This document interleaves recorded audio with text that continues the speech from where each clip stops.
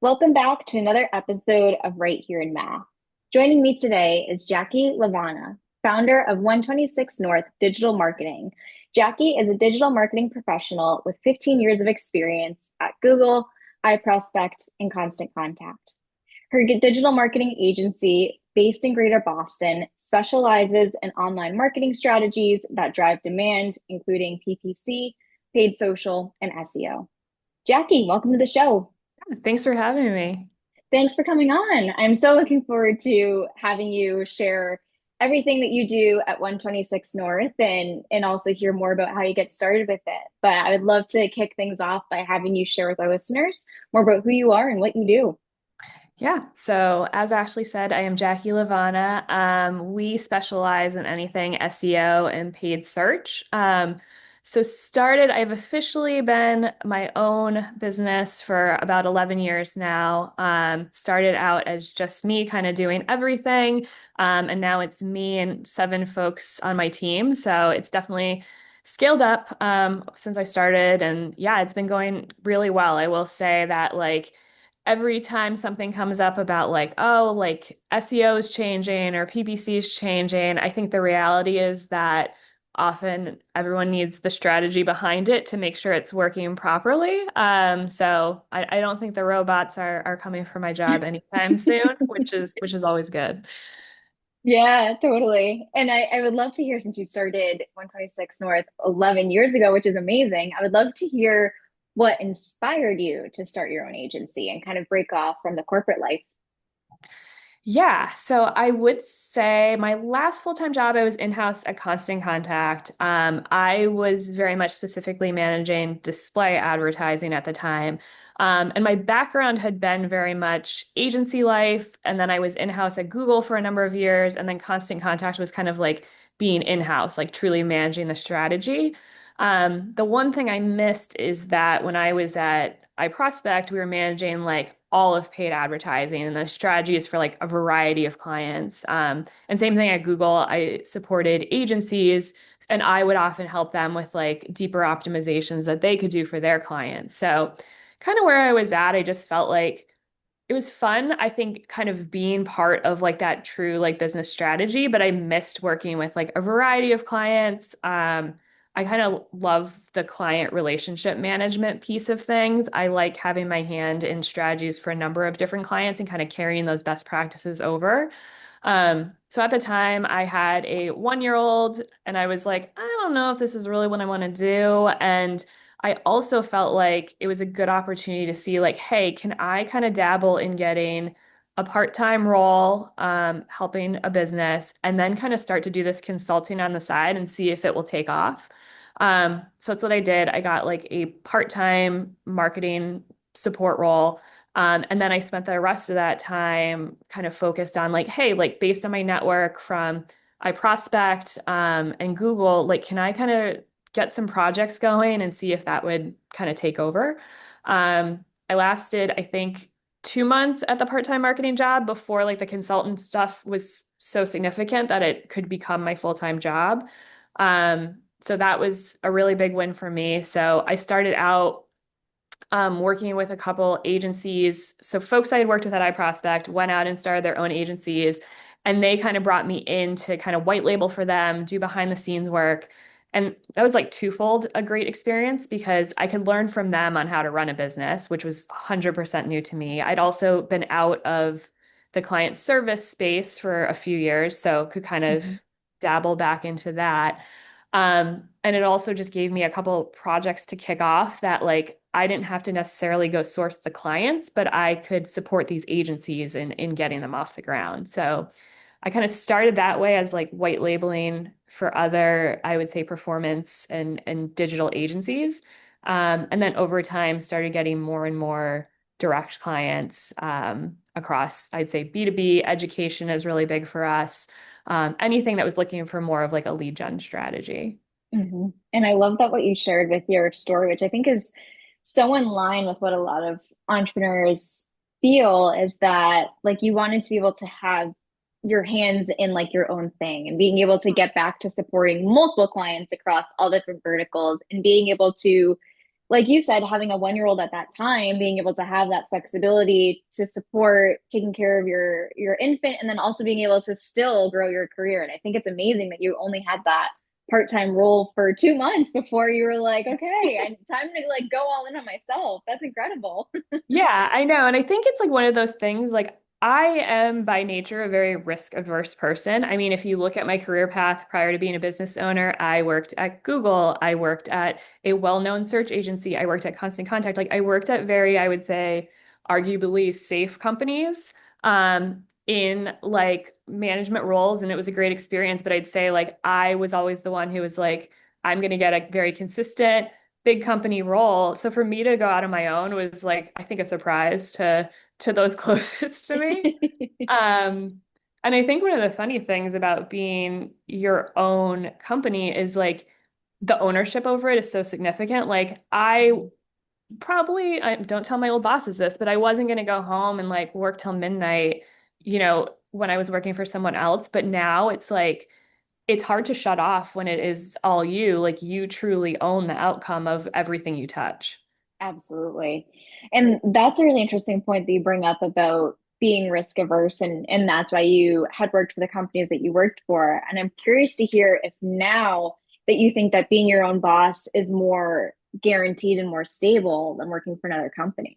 100%. So I've had this conversation with a few consultants, and right now we touch about 15 different projects and clients. And even within those projects, some of those are agencies we're supporting. So there's projects beyond that as well.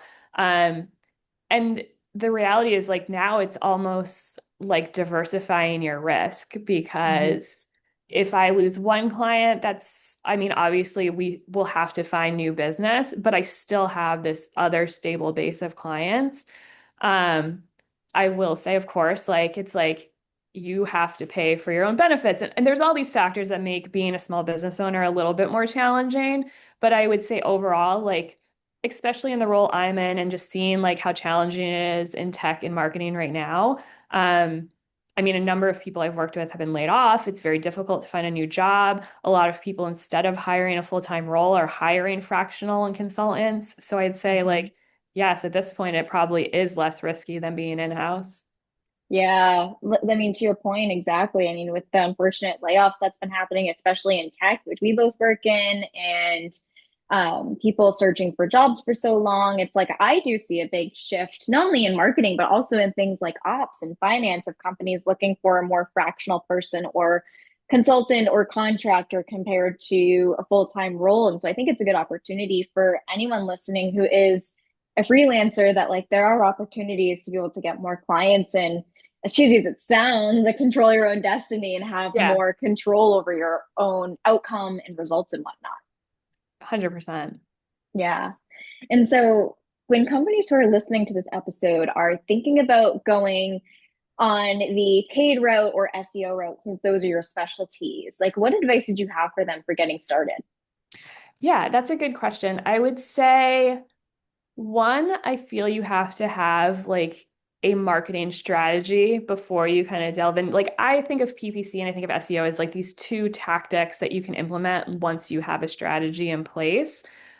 So we tend to function best when someone comes to us and they're like, "Hey, we have a growth marketer on the team. We have a demand gen person on the team, or even we have a CMO on the team who knows we need to focus on lead generation." Like that's helpful for us to come in and say like, okay, you've built out your content, like you've built out the messaging on the website, like you have a strategy, you know who your target audience is, you have some content you can like basically promote, then we can come in and support that. And then I would say another thing to always think about is SEO is very important. It is the long game. Like you should always make sure like your technical SEO is in a good spot, that your content is in a good spot and it's SEO optimized, but you won't see immediate results from that. And I think a lot of people expect like, hey, if I implement SEO, we're going to see this big boost in traffic. But that is more of like something you have to always work on. Whereas I just got off a call with a potential client. We were talking about like which is most important if you had a tier SEO or PPC or paid social. And I was like, well, you're going to see the biggest like initial boost out of doing paid advertising, but you obviously like, have to put enough money behind that to like see that boost happen. Hmm. That makes a lot of sense. And I love what you shared too about the long game that comes with SEO. And when companies are thinking about their SEO and optimizing for that, what are some things that they can easily do that will contribute to improving it? Yeah, I mean, I would just think like I always say with both paid and SEO, like think of yourself as the customer. Like I think a lot of Mhm. people get really locked into like I know my brand and this is the messaging and we're going to run with it and like this is what I should optimize the site to. And I think it's helpful to like go in and like do searches of your competitors and like search on keywords that are important for your business and see what pops up as search results. Because at the end of the day, like both SEO and paid are there to answer someone's questions. They're there to Mhm. solve as a solution. They're solving a problem. Like you need to know like what your customer is seeing and make sure that you're providing that solution, the messaging. Um, so I would say like getting started with SEO, like yes, like get Google Search Console and make sure everything is set up properly. You know, make sure the technical pieces of your site are appropriate. Mhm. With everything with LLMs, like you got to make sure like, you know, your SEO for your site as well as just like the way you're building out content is appropriate. But at the end of the day, it's just like make sure what you're providing is like truly of value. Absolutely. And I'm glad that you brought up LLMs because I think that is a huge topic for business owners and content right now, which is like, I read a stat and I forget the number, but it's like there's more people turning to something like ChatGPT to ask a question than like a traditional search engine. And so being able to optimize for that to show up in those results or be cited as a source is huge. And so I would just love to hear your perspective on that about where you see things going or working for small businesses as they think about how they can be credited in that way. Yeah, like I still hold that like everything old is new again when it comes to SEO. Like when I worked at iProspect like a million years ago, like link building was a big thing and like, you know, reaching out to get people to like add your link to their site and like what keyword would they link with? And that's like a huge no-no in SEO at this point.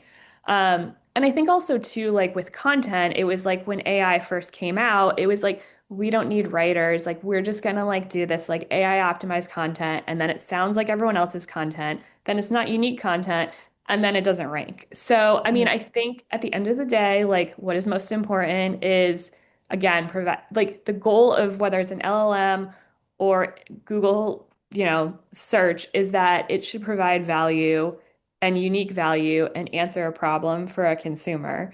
Mhm. So, I would say like you still follow the same best practices of SEO with having like rich, unique content.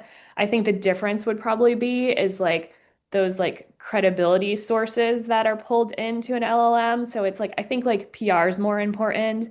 I think like increasing your credibility across like sites like Reddit and those where it's like people are sourcing information is really important. But again, it shouldn't be forced. It shouldn't be paid. It shouldn't be like, I'll throw you a link if you'll put this on your site. It should be providing value. Absolutely. And on the topic of paid ads, I would love to hear your take on if, and this might depend on the company, but if it's okay for a company to only focus on paid ads and not organic social, or if they must have both working together.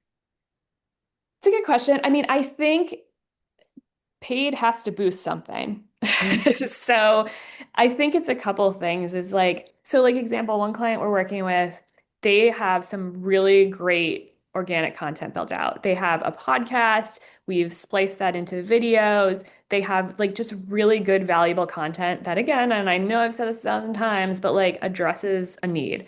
Yeah. Um, if we don't have that, like what are we promoting with paid? Like paid is just boosting what is the best essentially of organic. Like yes, are there ads? Of course. Mhm. Um, but if like you know, like using that podcast as an example, like them splicing up that podcast, they can post that organically and then they can also obviously they have the podcast itself and then we can use that as paid promotion. Like that has had so many legs at this point. Um, I also think like at the end of the day, if someone is making a big investment in a product, they're going to see the ad, but they're going to go back to your LinkedIn. They're going to go back to your Facebook. They're going to go back to your Instagram. They're going to go to your website. Like they're going to want to do their research. And if you have nothing there, like that does not lend itself to credibility either.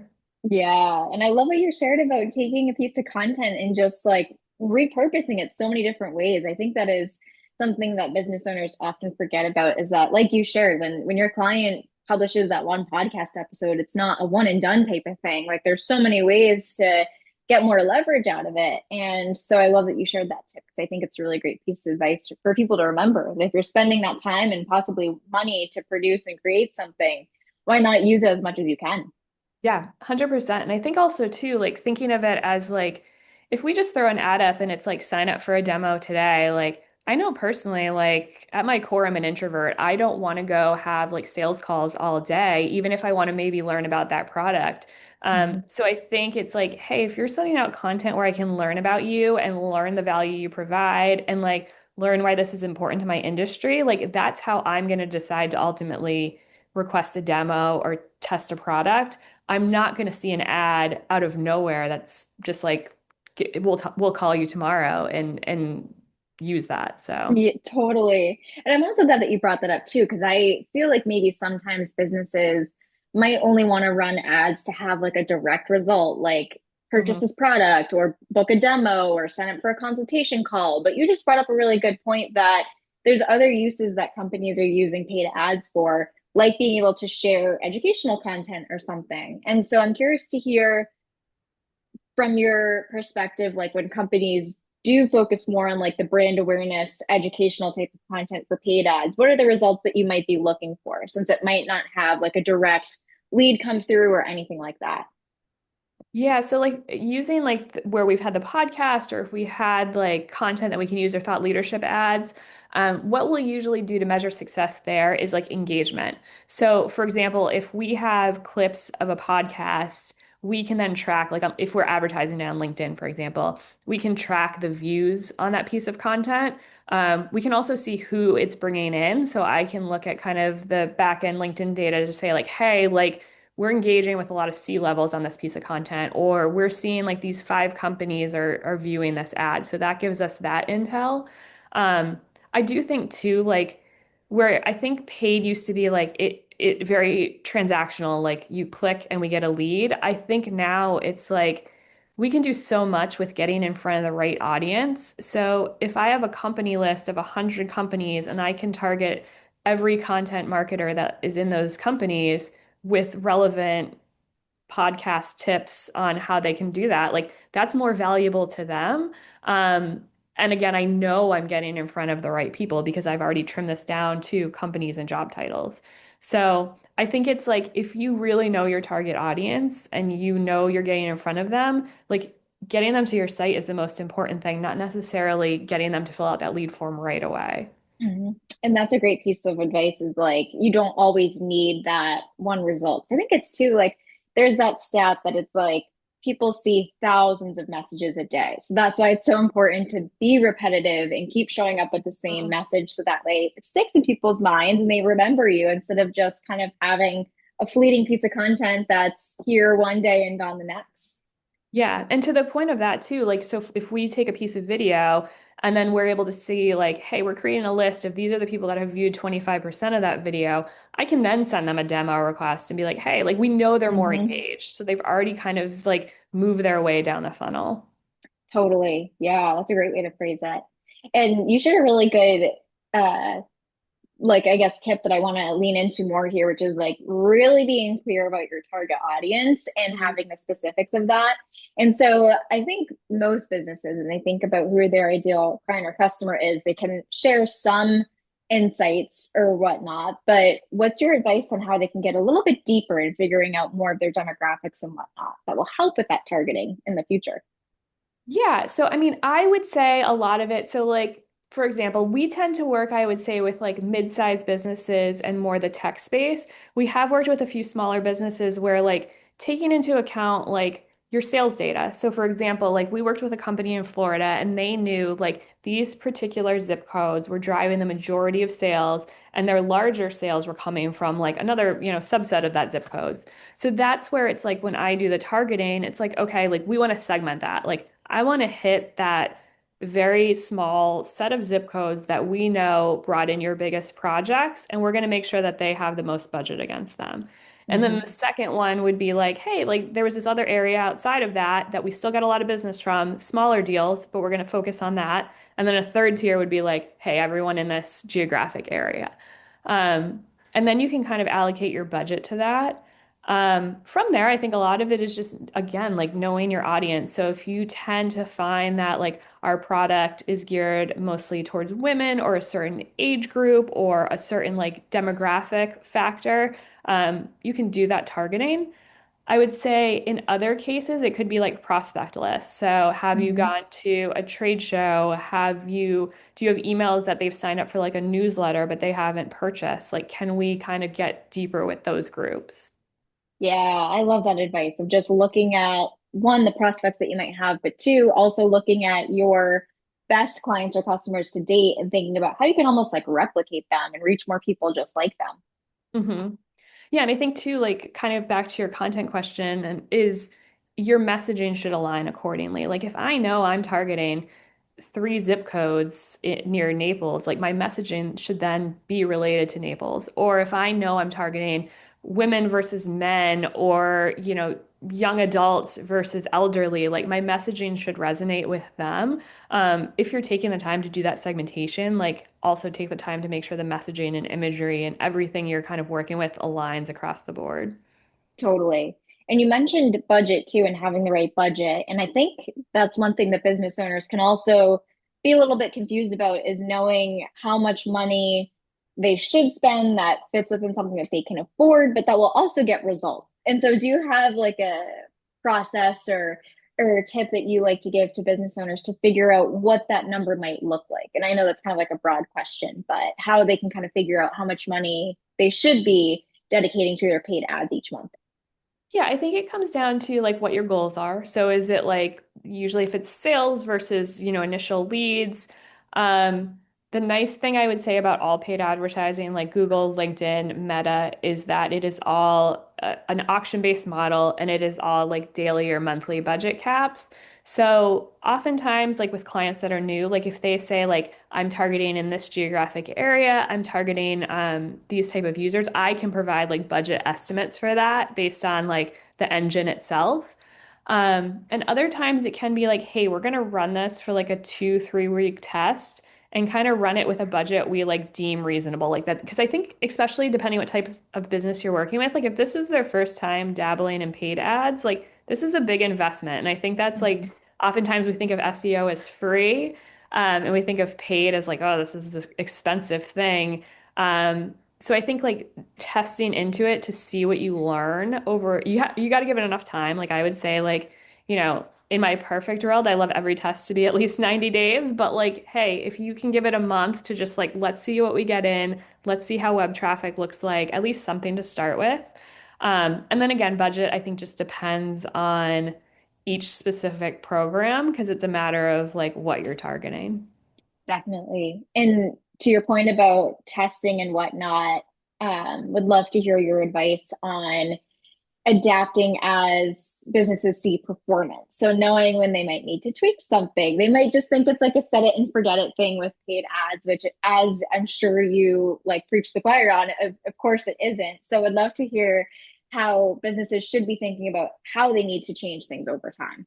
Yeah, I think that's a good question. I think oftentimes too, like I always suggest if you've never done paid ads, like don't over optimize something you don't know. So Mm-hmm. like if sometimes we'll have clients come to us and they're like, well, this is the exact person we are looking for, but they don't really respond well to paid ads. So like we have to, it's like we're over optimizing. Like give me the data you have. Like if using that business where it was in Florida and we knew we had this transaction data, like this is truly it's not anecdotal. This is like literally who is converting. Like that helps us build out like the right audience. And we're not going to like over segment initially. So like every time we do a segmentation, we're getting a smaller pool and it takes us more time to learn. So it's almost better to start, I would say, like broadly in a reasonable, not too risky way, but so you Mhm. have a wider pool to work with, and that allows you to kind of see what's coming in and learn from that. It also allows like most of these systems do optimize towards what is converting. So if we're optimizing Google or LinkedIn or Facebook towards getting you more conversions, we want to give it a little bit of a wider pool to work with so it can learn from that and then find you more of those type of people. Yeah, I love that. And then I would love to have you talk more about the importance of once you do get leads, if that's the type of ad that you're running, the importance of staying on top of those leads and nurturing it and not just letting those people kind of go off in the other. Yes. I like that's the funny thing. So like I get the leads in the door, but I can't like bring them all the way through. So it's Right. like if you can say to me, like if we bring you 10 leads and we're like, yes, these are good leads, they match our audience, they're like, our sales is going to reach out. But then we had a client at one point who was like, oh yeah, we get the leads in, but then they don't go anywhere. We just collect their email. And then they'll go into like our general like, newsletter down the road. And I'm like, God. we had like 50 leads and like now if they're not going to hear from you, like it's You've just not, lost them. yeah, it's not a priority for them. So yes, I think they're like the lead is just getting them in the door. You need to like get them through to take the action you want. And that can look as simple as like calling them or sending them an email. What do you usually recommend? Yeah, I mean, I think it depends, like, because we'll often like build out like a middle of the funnel, top of the funnel, bottom of the funnel kind of strategy. I mean, I would say like yes, if obviously if we were doing something bottom of the funnel where they're like raising their hand, I want to talk to sales, I want to sign up for a call, like immediately reach out to them. Mhm. I'd say also like depending like what they came in on, like if they came in on a piece of content, can you kind of nurture them along? Well, here's some other content that you might find interesting. And then like if they're engaging with that, like, hey, why don't you talk to our sales team? Like I would also say too, like this is kind of an aside from that, but the best clients I work with give us feedback on the leads we provide. So telling us like, hey, half of these dropped off, whereas this other half did continue to talk to sales. Like we want to get more of those people. So like the Mhm. more data you can provide us on the like pieces that you've learned from these folks that we can find more of them, makes us help you be more successful. Absolutely. Yeah. I love that reminder. Like really paying attention to the numbers because those numbers tell a story and it can be really helpful with being intentional with your strategy and not just throwing spaghetti at the wall and hoping that it sticks. Yep. And I think too, like kind of we talked about this earlier, but like making sure like before you decide to do a lead gen program, like to the point of like make sure you have a strategy and your messaging and your content in play, like make sure you have a plan for these leads. Like Hmm. you should have some kind of nurture flow or you should have BDRs that are reaching out or something needs to happen once these leads come in. I think oftentimes people think like lead gen is I got leads, great. But it's like you have to work those leads. Totally. Yeah. And in the next year, where do you see paid ads and SEO changing or opportunities that you think businesses could take advantage of? Yeah, feel that we have gotten a lot of AI through Google, and LinkedIn and Meta. I don't think it's really up to snuff yet. And it's interesting. Like we hear a lot from our Google reps about like test out Performance Max and test out these new campaigns. And they honestly, without the right data put into these machines, they're not delivering really great performance. Hmm. So I don't think like I would say like some of like the automated like set it and forget it is where it needs to be. I am seeing like on the paid side, I would say again, we've been seeing more clients, I would say especially in the B2B space, focus in on like LinkedIn and Meta and Reddit and getting in front of these audiences and building a relationship with them, and less of this like lead gen form. So I think that's something that's continuing to evolve. Um, and then I think on the SEO side, I mean, SEO right now is kind of the Wild West. And I mean, I would say like a year ago, everyone was like, no one's going to want to do SEO again. And then like we've had some of our busy SEO months in the past like 6 to 8 months. Cause I think it's two things like no one knows what to do. There's no like one stop shop for like AI LLM results. And the reality is like the traffic that is still most trackable organically is coming through traditional search engines. Because the LLM piece, it's like, hey, like we know we're getting traffic, but it's not clicked traffic. So like there's that piece as well. So I mean, I think that's just something like we have probably a tighter pulse on SEO. I Hmm. think paid is actually like staying somewhat consistent. I'll be interested to see if like the chat GPTs of the world start to have paid offerings. Like there's obviously rumblings of Yeah, that. Um, and I think inevitably everything becomes monetized. So there will be paid ads, in other AI and chat engines as well. totally. And Jackie, you've given such good advice that business owners can keep in mind as they focus on their marketing, specifically in the world of paid ads and SEO. But if there was one piece of advice that would be like your hill to die on when it comes to this, what would it be? I mean, I think I've probably said it a few times, like, think about your audience. Like, nothing Yeah. frustrates me more than like you don't think about how your audience reacts to these things. It's like, think of how you are as a shopper. Like, I am not going to see an ad for a, $5,000 a month product and instantly buy that or Hmm. instantly say I want to talk to sales. Like, I'm going to review like alternatives. I'm going to do my research. I'm going to see like what content you have out there. I want to know what your support looks like. Like I'm going to do all this research on my own. And I think like treat your customers as if they are intelligently doing their research and be there. I Hmm. just think that's super important. I think there's a lot of like, I'm going to put money in and I'm going to get a lead out. And I think there's just so much more that goes into that that is maybe a little bit more of an art than a science than we like to admit. But I think the folks who really have that strategy in mind are seeing greater success. Absolutely. And for a fun question, I would love to hear what your favorite local businesses are to support. Oh my gosh. Well, not necessarily a business, but I would say charity. So Buddy Yeah. Dog, we have two cats from Buddy Dog, so I feel like they're very well supported in our household. My son runs a little cat sitting business, and we make a donation to Oh. them. So we are very involved with Buddy Dog. I would say like other local businesses. Oh my gosh. I am a big food person. So I would say my current favorite businesses are Drift and Wellesley is my current favorite restaurant. So love to frequent there. And anything small business related to food, like if you are providing gourmet food or wine, I'll check you out.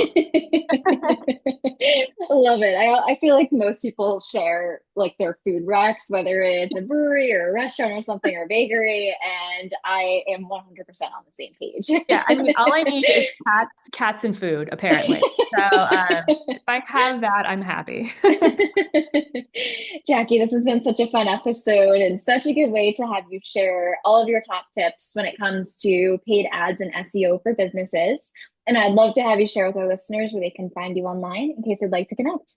Yeah, so 126northmarketing.com is our website. That's probably best. You can find me on LinkedIn, Jackie LaVana. Yeah, and I, as you probably figured from this, could like talk about SEO and paid all day. Love to just talk about the strategy of it. I also just love to talk about like starting a small business. So always happy to kind of mentor and help as people are kind of getting things off the ground. Amazing. And I'll include those places in the show notes for listeners to easily find you from there. Thank you so much again for coming on this week's episode. Yeah, thanks, Ashley.